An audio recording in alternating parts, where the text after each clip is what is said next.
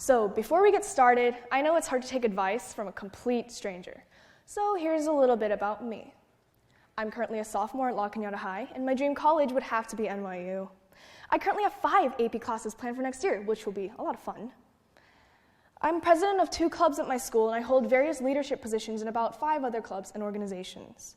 I live in La Cañada as a member of the upper middle social class, and I plan to take the SAT instead of the ACT. My GPA is confidential, sorry. Now, for the things about me that actually matter. I'm more of a dog person than a cat person because I find dogs to be a little bit more approachable than cats, you know? I'm extremely nocturnal, which my mom doesn't like very much, outgoing, and spontaneous. I run a little writing photography blog that I update nearly every day, and I have a passion for all things music. See, the second half of my introduction is what actually defines me. Having goals is a great thing by all means, but sometimes we place too much of someone's worth on their salaries or their college admissions or their GPAs. Now, I know that society today really likes to emphasize the importance of college. I know that many of you are affected by this in some way or another. Maybe you have gone to college, are going to college, plan to go to college, have a kid that's going to college, have a mom that went to college, someone in your family is going to college, or perhaps you are that one anxious soul awaiting their acceptance letter. This raises the question, is college the beginning or the end? And I know the adults out there are all dying to answer that because you guys know college is neither the beginning nor the end.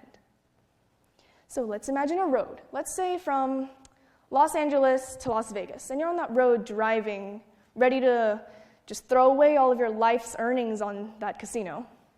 And you see that sign on the highway that says 55 miles to Las Vegas.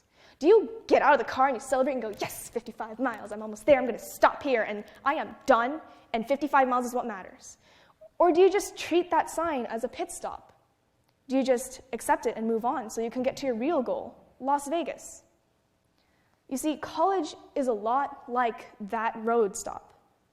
And if you put everything on just getting the 55 miles, well, you'll be stuck in the middle of Nevada forever. But noticing someone's jobs or college goals is completely fine. I mean, you work at JPL, you must be interested in science. You're aiming for an Ivy League? Well, you must be hardworking and ambitious. But the problem begins when people place so much of their worth based on this one thing. I mean, come on, you don't go around saying, hi, my name is Harvard, or hey, nice to meet you, I'm 400,000 annual. Who does that? The dangerous thing is to place your worth based on the menial things that change.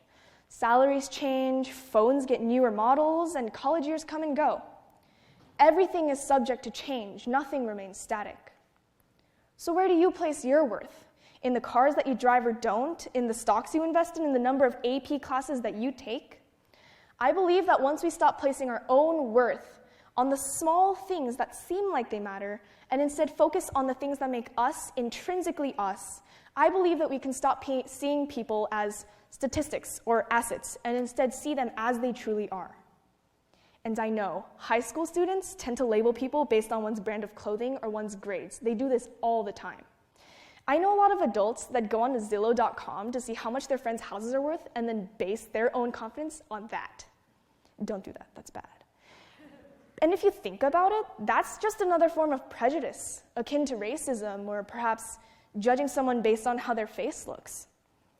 But you're more than a number in a system, more than the clothes you wear and the number of assets you own.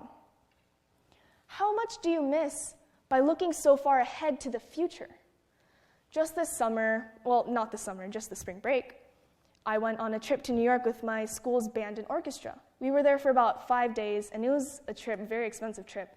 $2,000, 6 hours on a plane there, 6 hours back, 3,000 miles, halfway across the United States. We're there to perform, have fun, spend our spring break relaxing.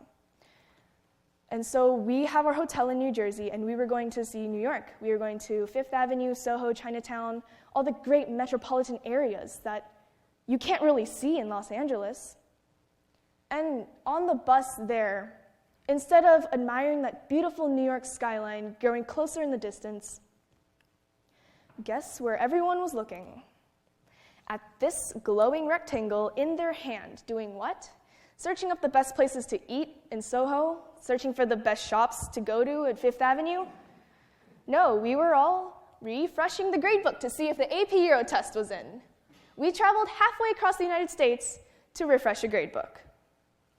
When people begin to focus on these things that don't identify themselves, they lose sight of who they really are and tend to force themselves into this mold that doesn't fit them. People begin to do things that they don't really care about for college or for that promotion, getting 2 hours of sleep and neglecting their families. Hard work is important. We all know that. But is it so important that you're willing to lose sight of yourself? And all of this stress and excessive work for what reason? So you can be happy in the future? But happiness doesn't take rain checks. Take a step back and breathe. Notice the little things in life. When was the last time you said, I love you? When was the last time you read a book for fun instead of to annotate 3 chapters every night? Are there clouds in the sky today? Do any of you remember? Maybe it's time that we slow down and take a look at what makes us intrinsically us. What really makes you happy? Because we own more than numbers, more than college names. And we are more than numbers, more than college names. Thank you.